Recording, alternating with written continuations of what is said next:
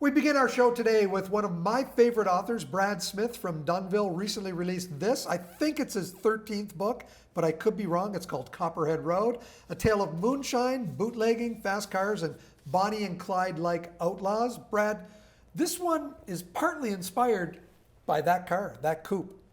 Yeah, definitely. Yeah, I've always been really interested in that era. The book takes place in 1936, and the relationship between the early moonshine runners, or the moonshine runners, and the early stock car drivers. And I always knew that the moonshine runners became stock car drivers, but it kind of worked both ways too. When I started to research this, I found out that they would go down to the stock car races and recruit moonshine runners to drive for them, right? Because they were so skilled. And like you can imagine what the roads were like back then. They were just like corduroy roads, and to drive a car like that 100 miles an hour full of moonshine, you'd have to be pretty skilled, you know. And so I've always been fascinated by that, and I always had it kind of in the back of my head. I'd like to turn it into a story.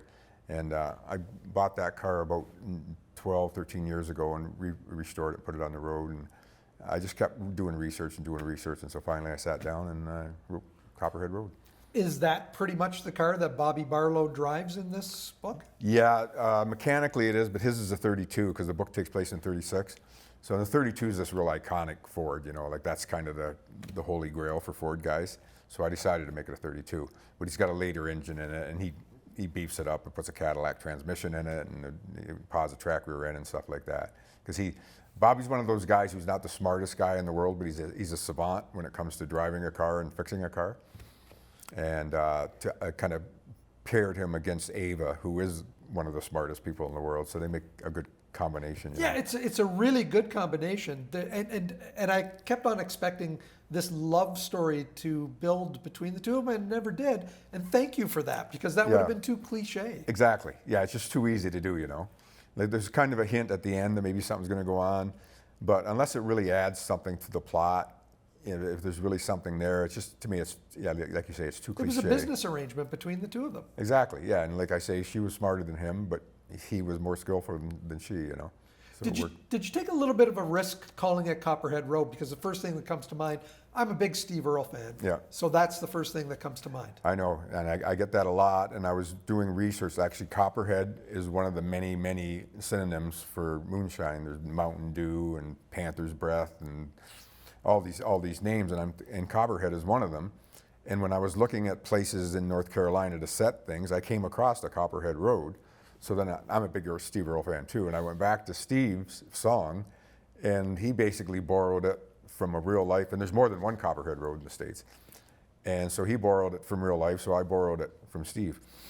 How much of you gets into these books? Because I know you've had quite a colorful history working on the railway, working as a mechanic, being a teacher, which seems so out of place with all the other things. Yeah. I always say that my protagonists are a better version of me. But like this guy's, I do have some skills in this regard. Like my dad's an old hot rodder, and he taught me how to fix cars and stuff like that. So yeah, there's a lot of, quite a bit of probably Bobby Barlow there, and I did have a couple of run-ins with the law and youthful exuberance, we can call it. So yeah, that was all research, I think. I can call it that now. You're with a new publisher now, At Bay Press, out of Winnipeg area? Yeah, yeah. How is that going, that relationship? Very good. I like them a lot. They're small, but they're very ambitious, and they're really hands-on. You know, if I need anything, I email them or call them right away, and they're right there. You know, and you get books out for review and stuff. And yeah, I like them a lot. And like I say, they're ambitious. They've been doing some pretty cool stuff. What are you working on right now? It's a political novel. It takes place in Canada, in Ontario. It's about a city very similar to Hamilton, and it's about a mayor's election. And there's an older guy that everybody calls Uncle Joe, who's been the mayor for 40 years, and he has a stroke, and so his daughter fills in for him, but she has to run against this guy who's kind of a Donald Trump-like guy who wants to be mayor just so he could help with his development. He's a developer. And he's interested in building these subdivisions, which I call ant farms, that you see popping up all over the place, and the houses are this far apart. So it's kind of the parallel between the two of them. And there's a baseball player that becomes involved in it too. He ends up running for mayor in order to keep his job on the baseball team, even though he has no desire to run for mayor. Now, you and I talked a couple of years ago when you released the book Goliath Run, which was similar in the fact that it had a Trump Yeah. sort of link to it, and it was a political sort of intrigue kind of thing. That was new to you at the time, and I'm surprised to hear that you're doing it a second time.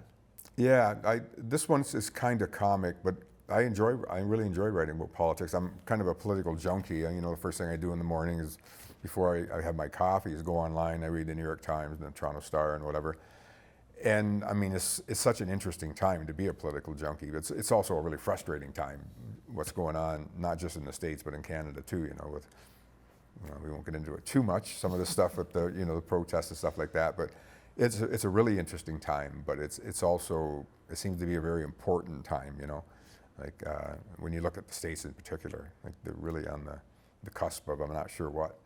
And you can make some comparisons between some of what we're seeing happening politically and what we see in the moonshine business, what we see in the underworld of the equestrian industry that you've written about a lot in the past as well. Yeah. It's art really does mirror life, and sometimes, unfortunately, it does. I mean, you mentioned the Goliath Run. It starts with a school shooting, and no American publisher wanted to publish that book because it started with a school shooting. And I'm thinking, but you don't mind seeing them on TV every week. I mean, it's just become so rampant down there. But they were just, they kind of just said, no way, we don't want to do that. So, Brad, what does your day look like? I know you have the ranch in Dunnville. Where do you find the time to sit down and write? Do you write each and every day? No, I'm not writing right now. I finished the first draft that I mentioned, and I always let it percolate for 2 or 3 months, and then I go back and I do a second draft before I show it to anybody. And right now, I'm working on a documentary proposal with a woman in Edmonton about the wild horses in the Rocky Mountains. They call them wildies out there, not Mustangs. I'm a story editor on that. We're trying to get some financing for that. So right now, to tell you the truth, I'm not really procrastinating, but I'm golfing more than I'm writing. What happened to St. Bats? You had a proposal. You were looking at doing something about St. Bartholomew, the hospital, right? Yeah, it was with Shaw. We were with them for about a year, actually. I wrote several versions of the pilot, and they liked it and liked it and liked it, and then in the end they turned it down. So nothing did happen with it. It's a little frustrating when you put that much effort into it. We really thought we had something, and they kept saying to me, well, we don't want it to be this lighthearted, because my stuff does have some comedic elements to it, right? And so you kind of get rid of this lighthearted stuff, and the main character, protagonist, was a woman, and she doesn't have to be a wisecracker and stuff like that. And then at the end they said, well, it's too dark. And I'm like, okay, which do you want? Take all that stuff out, but now it's too dark. But that's kind of the TV world, Copperhead Road selling well, and can Yes. be picked up at Amazon or through your website? Yep. Bookstores, Amazon, my website. It's doing okay. We're waiting for some more reviews to come in. I'm doing a couple podcasts later this summer.